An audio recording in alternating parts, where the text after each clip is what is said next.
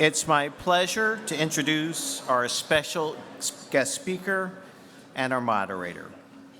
Donna F. Zarcone has been president and CEO of the Economic Club of Chicago since 2012 and a member of the club for almost 20 years. Previously, Donna served as president of D.F. Zarcone and Associates, president of Harley-Davidson Financial Services, a $6 billion financial services arm of Harley-Davidson, and CFO of Chrysler Systems Leasing, a technology leasing company. Donna currently serves on the boards of Cigna Corporation, CDW, and the Duchossois Groups, and she has her MBA from the University of Chicago's Booth School of Business and serves on the board of the UFC's Polsky Center for Entrepreneurship and Innovation. Donna, welcome.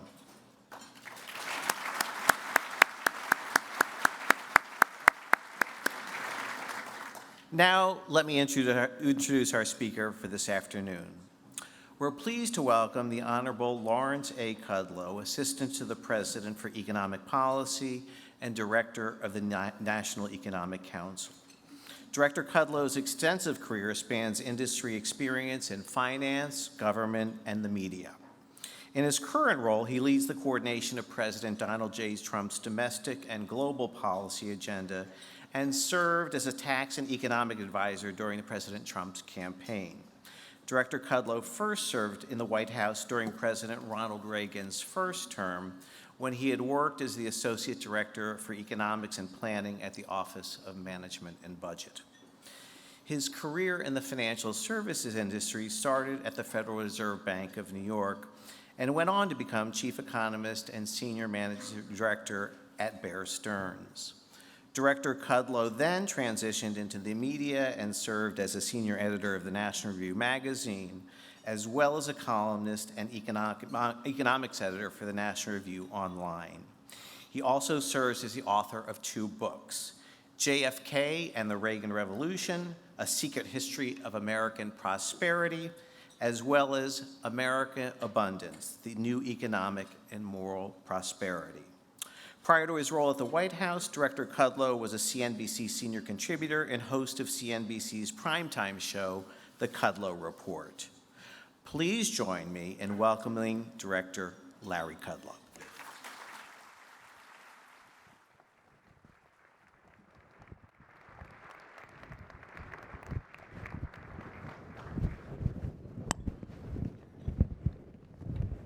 Thank you very much. Are we on?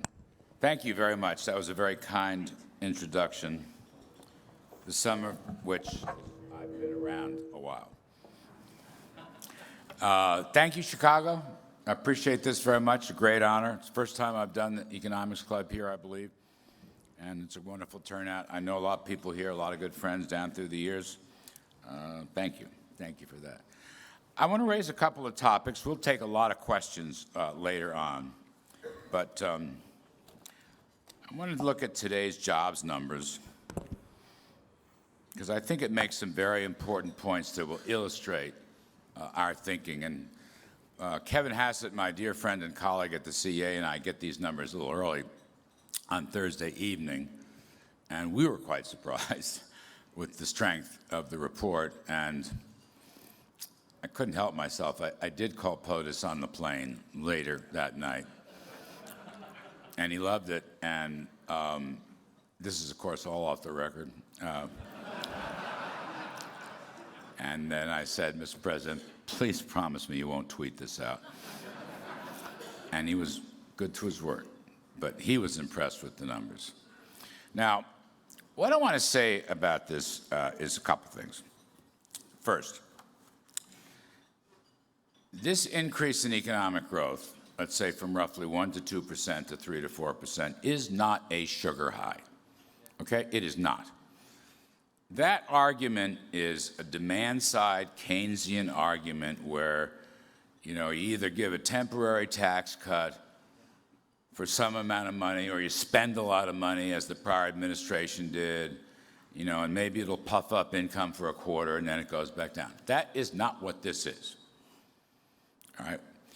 As President pledged during the campaign, we have lowered the marginal tax rate especially for large and small businesses. We've also put in 100% immediate expensing for investment, and we've also created very easy conditions so our great corporations can bring home their overseas money. We did get a personal tax rate reduction and other things, child credit and so forth, but the centerpiece here is business tax rates now 21%, down from 40%. And small businesses, which is very important, the effective rate is about 19 or 20%, down from almost 40 or more. Those are large reductions, and they are permanent reductions. And what's not permanent will become permanent, as we have discussed and put out after the election. So look, President Trump basically says the war on business is over. The war on energy is over. The war on success is over. If you succeed through hard work, risk-taking, investment, new business creation, you will keep more of what you earn as a business. Supply-side argument. Basically the one we did in the Reagan years, and by the way, a long time ago in my book in the Kennedy years. You will keep more of what you earn. And it keeps on giving. It's not temporary. It doesn't expire. It keeps on giving. A year from now, 2 years from now, 3 years from now, you want to start a small business, you'll have that low tax rate. And I believe, by the way, no matter what happens in the election in the House, I'm not here to predict, I'm just saying, if there is a turnover and there is an attempt to raise tax rates, first of all, I think it'll be stopped in the Senate, but if it's not, I believe the president will veto any attempts to raise taxes, and he will veto any attempts to raise regulations and unwind the congressional laws and his own executive orders. There's no president that has done what he's done insofar as rolling back costly and burdensome regulations across the board. And small business, who have an unbelievable confidence level, the NFIB, unbelievable, started like the day after the election, appreciate that a lot. Large companies do too. In fact, consumers appreciate it. You look at the consumer sentiment numbers, the conference board a couple days ago, highest in 18 years. Okay? So I'm just distinguishing here. We're not just doling out money for a quarter or two. These are lower tax rates and lower regulations, and they will keep on giving. Very important. My demand side friends, and I love them, on the other side of the aisle, we used to have them on the Kudlow Report, either don't get it or don't want to get it. But we'll see. The proof of the pudding is in the eating. So far, the eating is excellent. Wouldn't you say?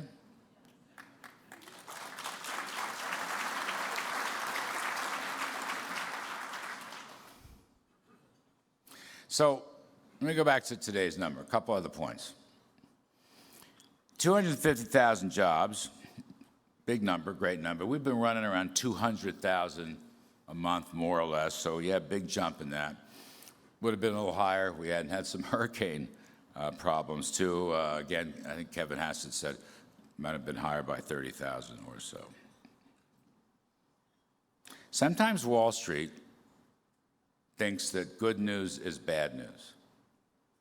So as the argument goes, oh my gosh, more people working and succeeding is a bad thing because growth causes inflation and higher interest rates. Now, I have spent the better part of my professional career arguing against that. So permit me for a moment or two here in Chicago to continue my argument. Let me say unequivocally, more people working and succeeding with higher wages is a fabulously good thing. Fabulously good thing. Inflation is caused by monetary deterioration, too much money chasing too few goods, a slump in the currency. Pardon me, King Dollar is very firm right now. gold and commodities soft, tips and various bond spreads are not signaling a big inflation. The market indicators are very calm on that front. They are smarter than old econometric Phillips curve models. People working and succeeding produce more goods. How can that possibly be bad? Just think about it. The supply side of the economy is coming to life for the first time in a good while. That's my argument. Go back to the business tax cuts, right? Lower rates, here to stay. So, better business investment, more capital per worker will raise the productivity rate. Productivity's been low for 20 years because it's been starved for capital. The workforce needed it. Retraining, new equipment, reskilling, as my colleague Ivanka Trump puts it, and she's dead right on this. So the money will be there to help the workforce improve. The workforce improves as the productivity rate goes up and covers the wage increase. The fact that we haven't seen it in a while doesn't mean it can't happen again. I saw it in the 80s, and it continued in the 90s. We're bringing it back here. Fact, blue-collar workers in the economy have the fastest rate of employment since 1984. Now, actually, I hadn't tracked that. I read this story. I must give credit. It was on the front page, above the fold, in that well-known supply-side newspaper, The Washington Post. In fact, I saw the woman yesterday. I was over at the Post for an interview. I thanked her, and she thanked me for getting the word out. I said, anytime. Here's another one, blue-collar. Blue-collar wages are increasing faster than white-collar. Not higher, but faster. They're catching up. They haven't had it in 20 years. Now, I have nothing against white collars. I love white collars. I love everybody. I want you all to prosper. But we're just seeing the depth of this recovery is reaching down into the middle class, into ordinary folks. Heaven forbid, in the flyover states, where things like energy are coming back, looks like steel's coming back, president's a trade reformer, I'm going to get to that in a minute. Good for them, I say. It is a good thing, not a bad thing. It will not cause inflation because it's the supply side of the economy, not the demand side. We're not overheating. And as I said, looks like the monetary anchor, the dollar, is doing just fine. So please hold that thought. Please hold that thought. President Trump has, in fact, raised the issue, his concern, it's a fair concern, that the Federal Reserve might go too fast with their interest rate normalization. He's raised it in his own manner. He's very articulate. He's a good communicator. He hasn't pushed the Fed. He hasn't run at the Fed. He has said many times he respects their independence, but he has that thought. And as Alan Greenspan said in his new book, presidents always, one way or another, try to give advice to Fed chairman. But it is an independent agency. Fine. You know what? Jay Powell, new chair, has said many times he thinks growth is not inflationary. He's not looking at these old Phillips curve models by the board staff. It's a new era. I believe Mr. Powell is a reformer. And I think he shares the same goals as President Trump. And I think this story will be very well, and it's going to last for quite some time. So I remain very optimistic. This is an economy that is durable. It's reaching down deep. You know, my thought here is the biggest story in 2018, I know there are a lot of very interesting stories out there. Very interesting stories, political stories. you name it. Me, as an economic guy, I say the biggest story in 2018 was the emergence of an economic boom which virtually everybody thought to be impossible. But it is possible, and it's happening. And as I said earlier, President Trump intends to reward success, not punish it. As a former businessman, darn successful. The right spirit, a new, if you will, zeitgeist has come over business. That's why these confidence indexes are so high. Now, I want to finish this off because we're going to have our question and answer period. A word about trade. A word about trade from a free trader. President Trump has said again and again that America cannot allow certain countries, like China, to abuse trading practices and laws. Unfair trading practices, in many cases illegal trade, WTO, illegal practices. Other presidents have looked at it, given lip service to it, and then walked away. President Trump believes, and it's not only China, by the by, President Trump believes that these unfair trading practices, which include, among other things, theft of intellectual property, forced transfer of technology, cybersecurity invasions to steal secrets of companies now, tariffs and non-tariff barriers for trading agriculture, industrial goods, he believes that has harmed America's workforce and its business people and its economy. And there is evidence to support that belief. And he has an arsenal of tools to use, and he has chosen to use tariffs. That doesn't mean they're forever. It just means it's part of his negotiating style. Now, we are in very good discussion on free trade deals with Europe and Japan.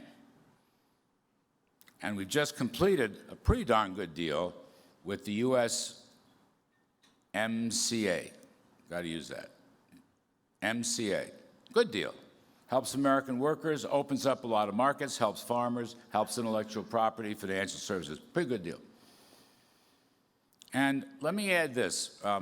We just had a column written, not sure, I think Financial Times, but I could be wrong. The ambassadors to China from France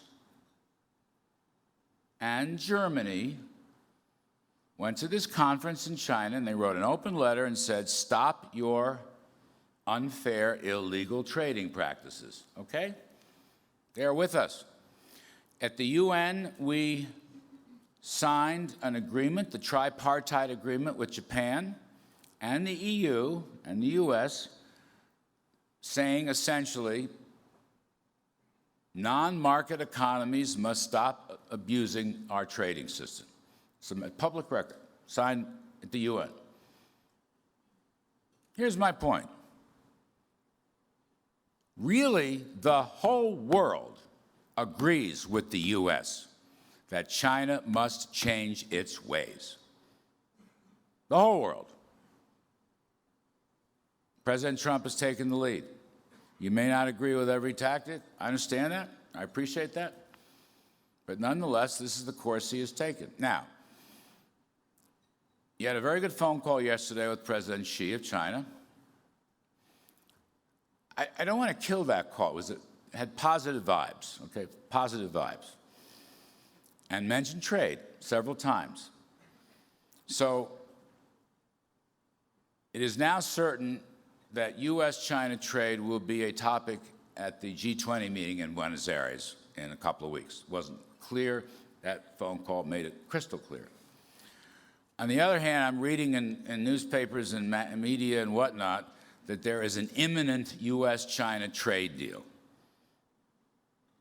Right? Reporters should report. I love reporters, but some of them are novelists. They're not really reporters.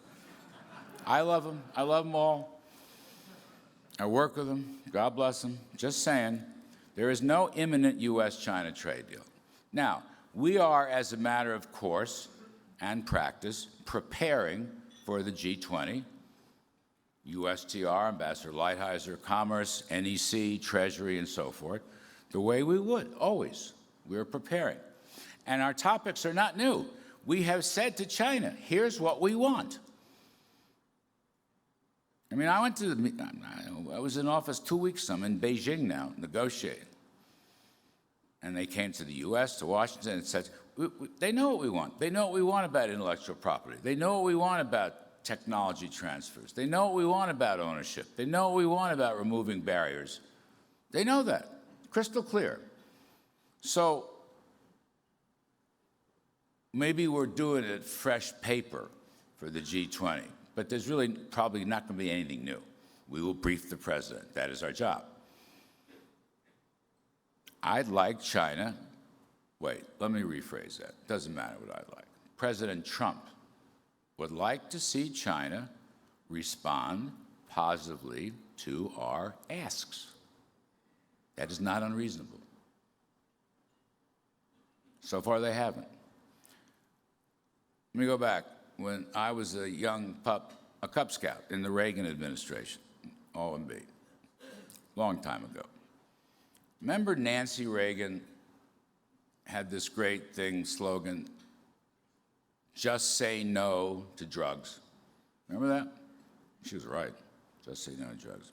Let me redo that slightly with respect to our friends in China. Please, just say yes to something sometime.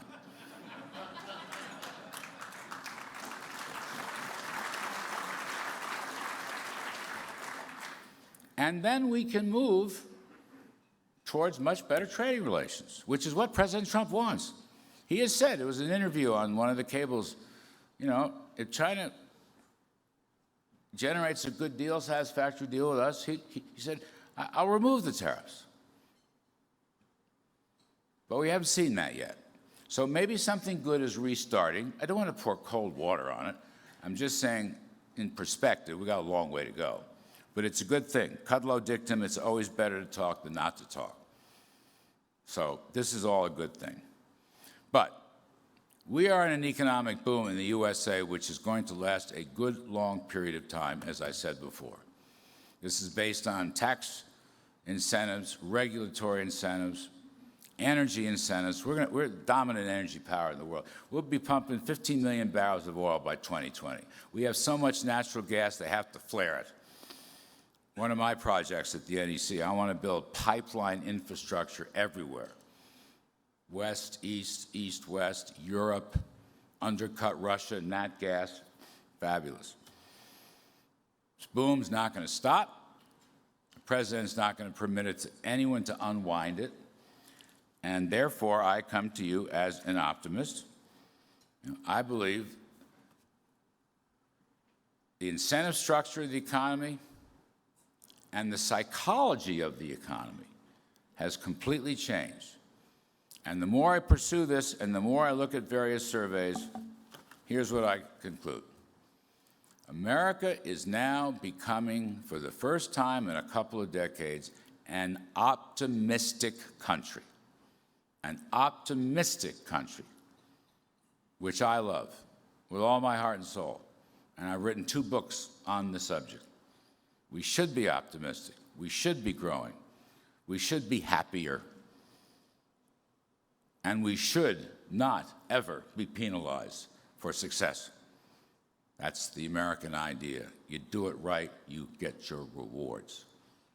Optimism is winning. Pessimism is losing. Chicago Economics Club, thank you ever so much.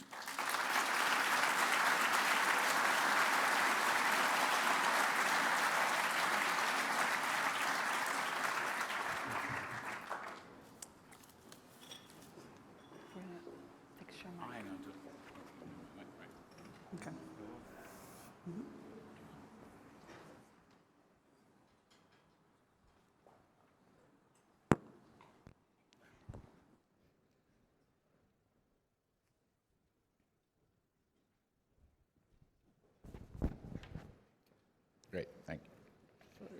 It's okay. I think we got it. Diet Coke, I appreciate that You all very set? much. Thank you. Okay, good. Thank you again to the club. Thank you to you. I'm really honored, not only by the turnout, but the optimistic response. I appreciate that very much. Well, Larry, we're very pleased to have you with us here in Chicago today, and delighted that you've chosen us. So, Larry, you are clearly a man on a mission because you have been speaking at the economic clubs of New York, D.C., Detroit, and now here in Chicago, Yes. thankfully. Yes. And a lot of media outlets. Yes. And you are an optimist. Yes. Very clear in our conversations before and in your speech. What is driving you to get out there and get in front of the business community? You know, I was saying to somebody, old friend,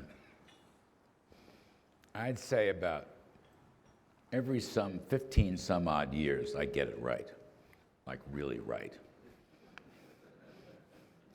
In my view, this one is really right. You know, I go back, I knew President Trump for many years, probably 20 years in New York. I've interviewed him many, many times on TV and radio. And when he expressed interest in a big corporate tax cut, I went and met with him. And I said, right on. This is one of my themes in recent years. We had cut the individual personal tax rates. We've got more reform to do, but we've left the corporate rate alone. And that was the missing link for America's economy. And the corporate rate has such a positive effect on the blue-collar workers, as we're seeing. So we got together in the campaign. I served informally. I mean, I was broadcaster for CNBC, but I served informally, got some of my friends involved. And he won. And I don't know, he and I talked about a job, but I was too busy at CNBC and radio and so forth.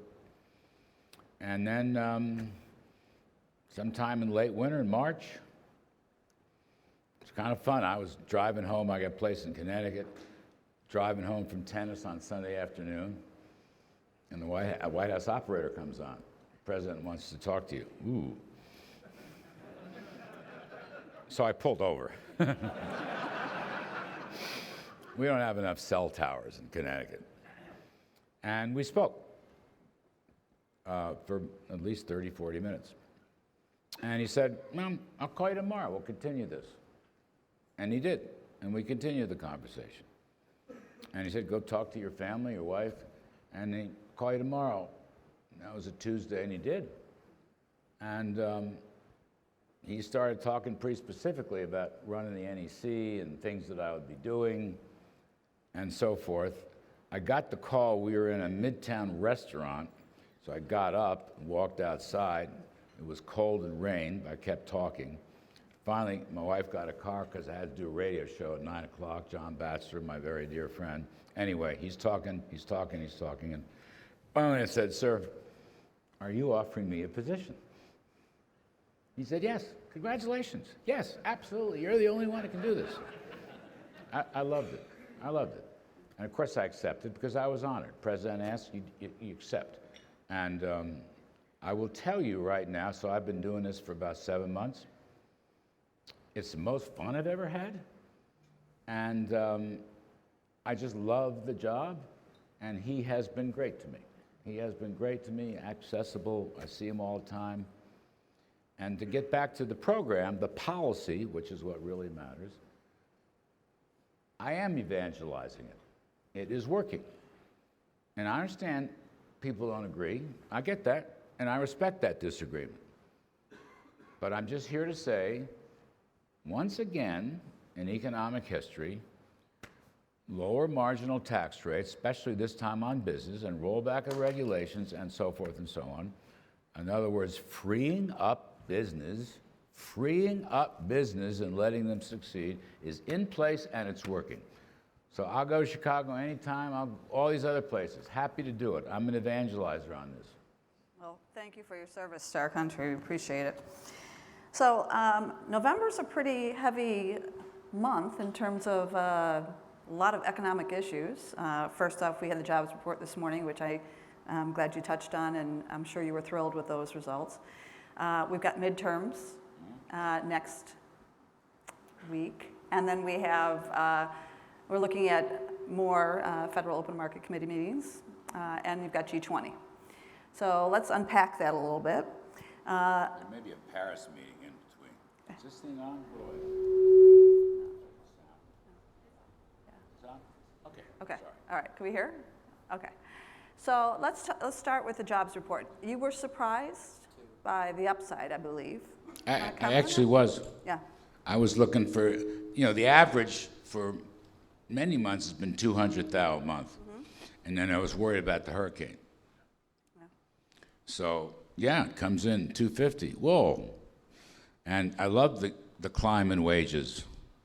We're now busting through 3.1%. Again, I want people to get higher wages. Yeah, but the higher wages, the 3.1%, that's the highest it's been, I think, in almost 9 years, if I'm looking at some of the reports correctly. Are you worried that that's not going to stoke inflation? As I said, no, I am not worried. More people working and succeeding doesn't cause inflation. I'm sorry. Throw out your Phillips curves.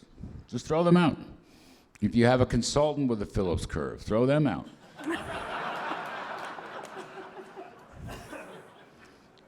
Milton Friedman taught us, I don't know how many years ago, 60, 70 years ago, that inflation is always a monetary phenomenon. Milton was right. Okay. I believe that. And nowadays, I like to use market indicators to tell me inflation warnings. And as I said in the talk, the dollar's firm. Gold is low. The bond market spreads are actually rather tight. So that's inflation, not more people working. In fact, we want more people working. I want every blue-collar worker to get huge raises constantly. It's a good thing. I mean, why would you do this if you thought it was bad? You know what I mean? Why would you do this? Why would you be in government? We're trying to make it better, and it's looking much better. God bless. Work is a virtue, right? Work is a godly virtue. It's not inflationary. I'm sorry. Yeah. Okay.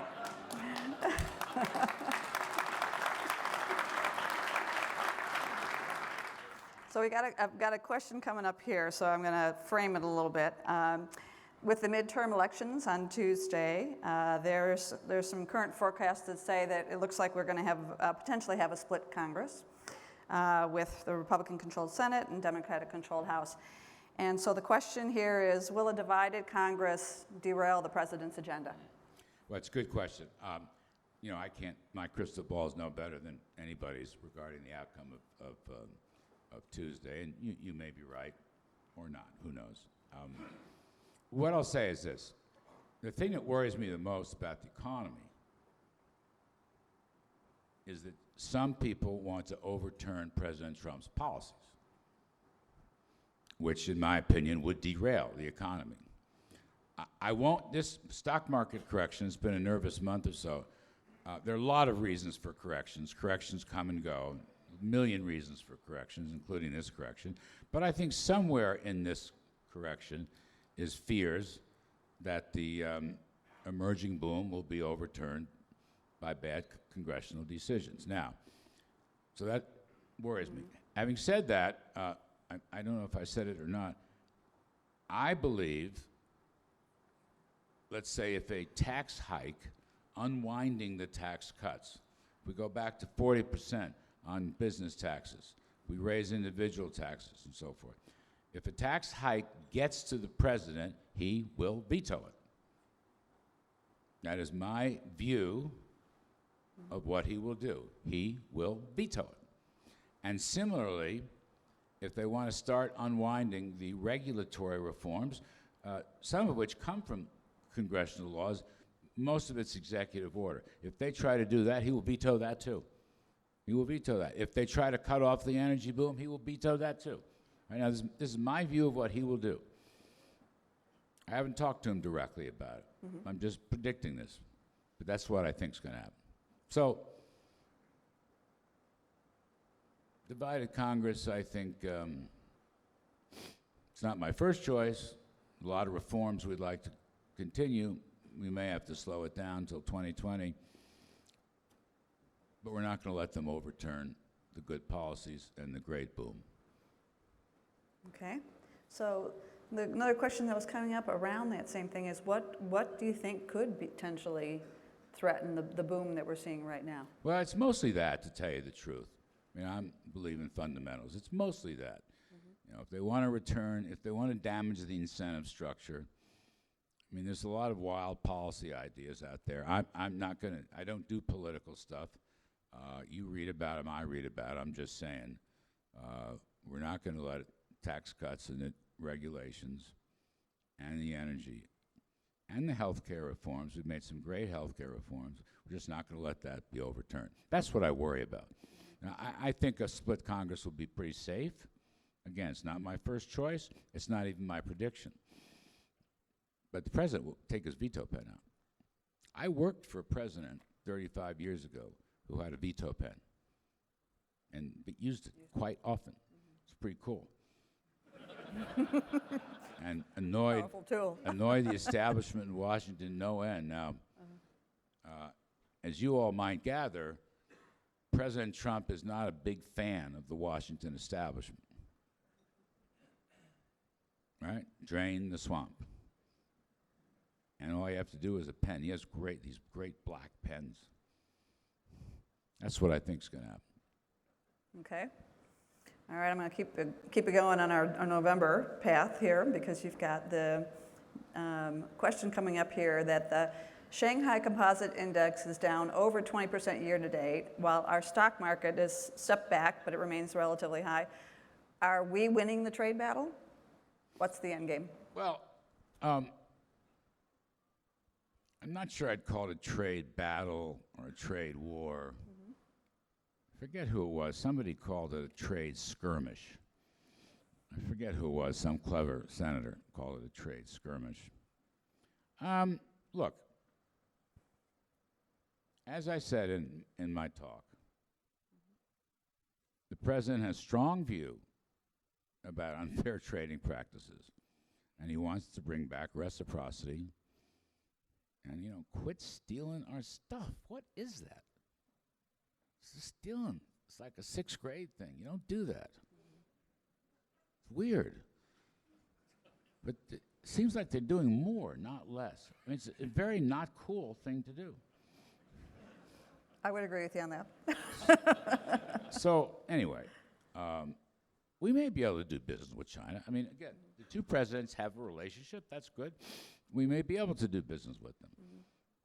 There'll be hard negotiations if it gets to that stage. The negotiations, and we always communicate, but the negotiations have been very slow. We'll see. Yeah. We'll see. Look, one thing I will say this. I think the stock markets are in somewhat illustrative. The American economy is booming. The Chinese economy is slowing. Okay? And they acknowledge that. Does that give us a position of strength? I think it does. I think it does. Our policies are working. Their policies seem not to be working. I say this with respect. They need more reforms, in my judgment.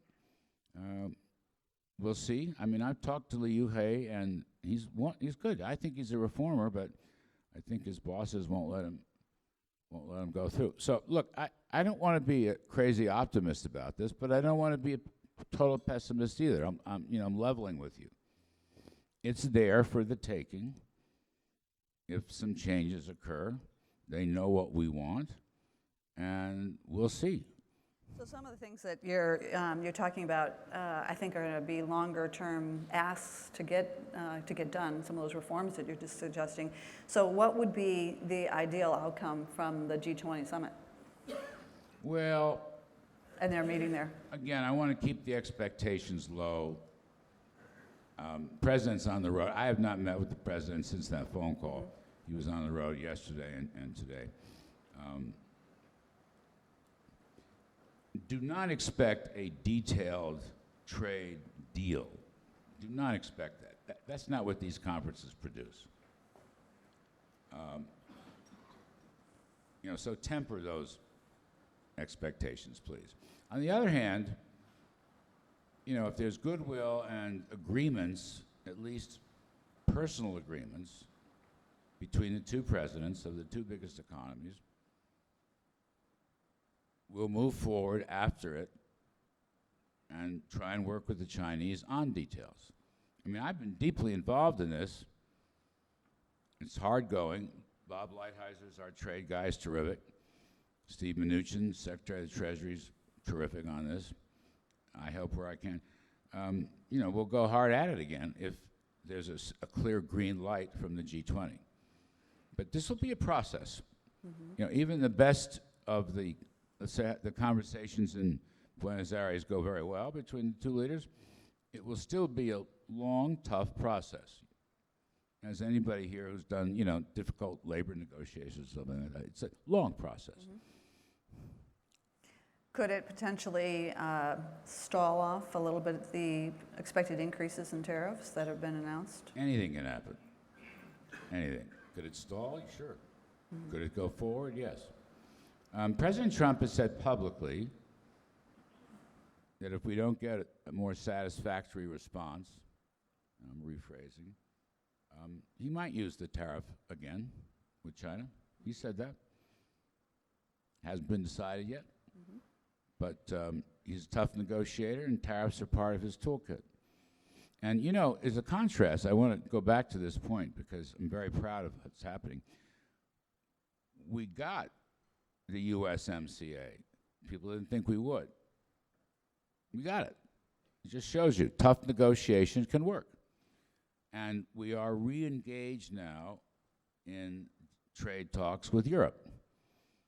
And we are re-engaged now with trade talks with Japan. So all that's moving forward very nicely. So you see, these things ebb and flow. You can get stuff done. If there's a will, there's a way. And our allies are backing us with respect to China, so I don't want to predict, but sure, it could get done. Okay. We'll remain optimistic, as you are. Cautiously. Cautiously, okay.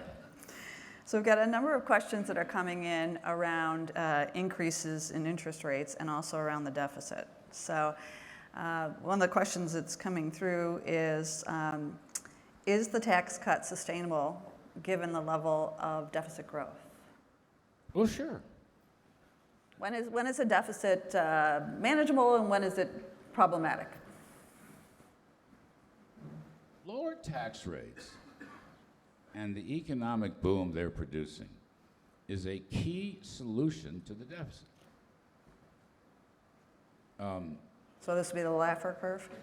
It's which? The Laffer curve? That is the Laffer yeah. curve. I'm a devotee of the Laffer curve. Art Laffer is a dear friend and mentor of mine. Absolutely. You can't balance a budget in a state or a country if you're not growing. If you raise taxes and you're penalizing growth, deficit's going to get worse. One key reason why the deficit is at a high level, which we inherited, is we hadn't grown. I mean, actually, you go back, I don't want to be partisan here. If you look at the data, the peak in growth and things like productivity and real wages and capital formation was really around the year 2000. And that's near 20 years ago. I don't need to be partisan. So to solve the deficit, we have to have growth. We are estimating, OMB, Mick Mulvaney's budget, we've just met on the assumption, we will be estimating 3% growth for the long run.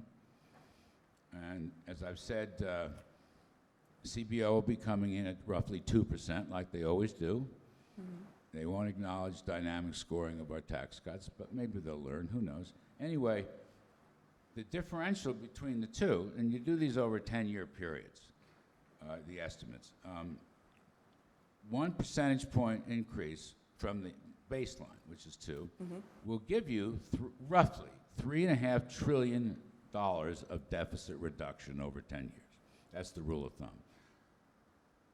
Okay. Now, you got to limit spending. I get that. And the president's going to put out a very tough budget, as you've seen. He said we're going to have a 5% across-the-board reduction in domestic programs, excluding the big entitlements. The defense budget will be held steady. A lot of money. You know, Mick Mulvaney has done this great chart. You ought to publish it or something. People think that there's no money in the domestic discretionary. Yes, there is. And there's smaller entitlements that need to be reformed. The President is a great devotee of what we're calling workfare. Okay? A lot of the small entitlement programs, which are designed to help during a downturn, have been robbed of eligibility requirements. You know, this goes back to Bill Clinton and Newt Gingrich and the deal they made on welfare reform in the mid-90s, which worked. It was great. Unfortunately, the eligibility limits have been stripped. And so President Trump wants to see reinstated eligibility, you know, looking for a job, working for a job, and workfare is the word. We want workfare, for example, in the Farm Bill. The Farm Bill is really about food stamps, or SNAP. So figure this. The level of SNAP has remained pretty close to the recession high of about 40 million people. All right? It's a little lower, but pretty close to the recession high. Meanwhile, the unemployment rate has nosedived in the recovery, and the economy is rising. Why? If this program was designed to help people in need, well, if the economy is booming, why are they still using it? The answer is there's almost no eligibility requirements, no workfare requirements. That needs to be changed. There are a number of these programs. You know, President believes in work. So do I. I think so does the rest of the country. Now, in a downturn, you want to help folks, but we're way beyond that. So something's wrong there. And, you know, that stuff adds up in the budget, too. So we'll be looking at all that. So that's on the docket for next year? That's what you're focused on? Yes, it'll surface in the new budget. The new budget, okay. So there's another question with regards to the budget and some of the additional areas that you're focused on. Can Congress pass a meaningful infrastructure bill that the president would sign? Well, sure. Absolutely. What would you like to see? Well, here's my take. Okay. I don't want the federal government to spend trillions of dollars. I mean, we have highway bills every couple of years, every 3 years or something. And we have to deal with the operational stuff, bridges, roads, and tunnels and whatnot. I get that. Some of that's very inefficient. Some of it's very necessary. So I'm in favor of infrastructure. I'm not in favor of massive spending.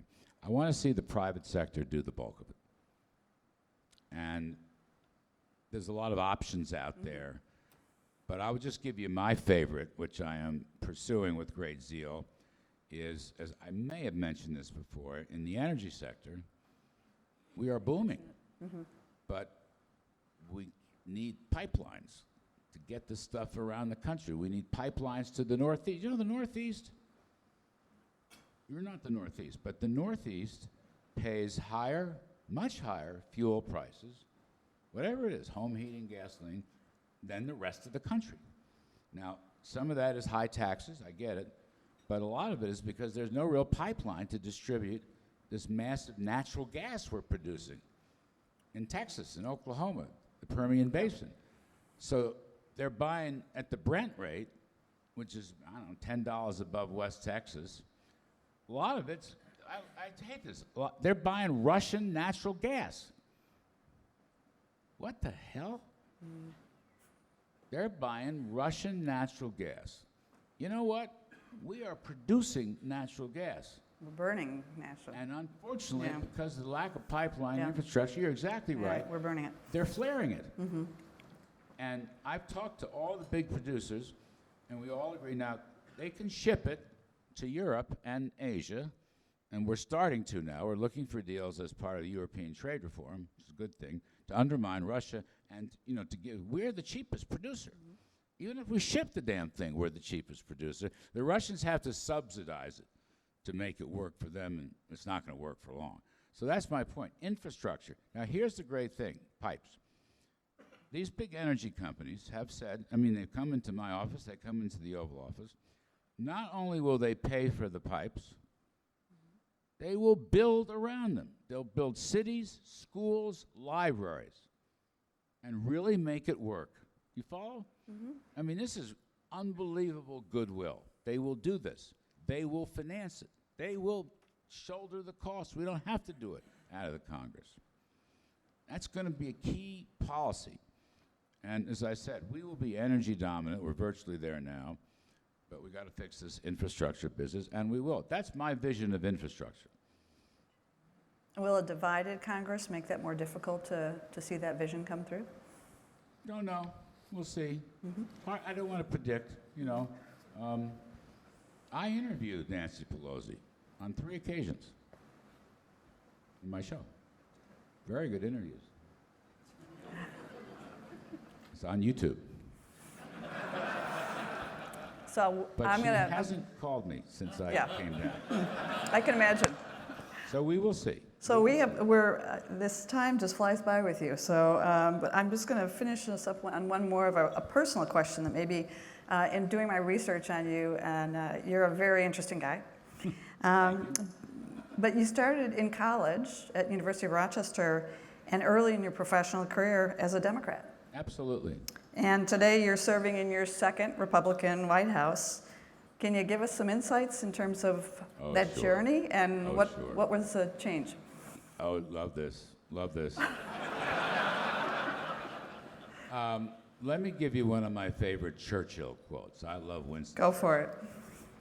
Churchill said, if you're not a socialist in your 20s, you have no heart. And if you're not a capitalist in the 30s, in your 30s, you have no mind. I love that. And that is kind of me.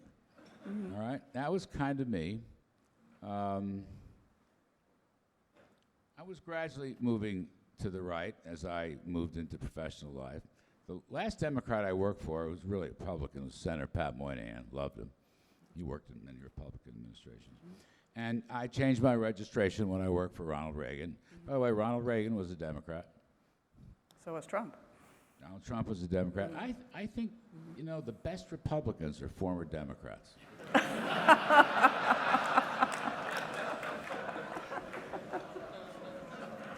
And I also want to add one more thing on this. Jack Kemp was a huge influence on me and many others. He was unbelievable, dynamic House member for many, many years, and then HUD secretary and vice presidential candidate. Jack was the growth guy. Jack was the guy who brought JFK's tax rate reductions to Ronald Reagan and many of us. And he had a lot of acolytes. And Jack was a civil rights Republican. Jack was a do-good Republican. You know, if you do the model right, you lower the rates, you grow the economy, you might find yourself over time with more money. So go out and help people. Don't be afraid. I believe that too. I believe that. I helped convince the president that U.S. is a great, generous country, and we should absolutely backstop people who are sick with pre-existing conditions. Absolutely. I don't care what. By the way, it doesn't cost much. He said it during the campaign, and he was worried conservatives would walk away if he said now. I said, no, they won't. The Jack Kemp wing of the party will certainly back you. He's been saying this a lot in the campaign. That's the kind of thing Jack Kemp would do. I wouldn't call it compassionate conservatism exactly, but maybe a little bit. You get where I'm going. I love it. Conversion, yes. I'm a Republican, but I'm a Reagan, Laffer, Kemp, Kudlow Republican. Ladies and gentlemen.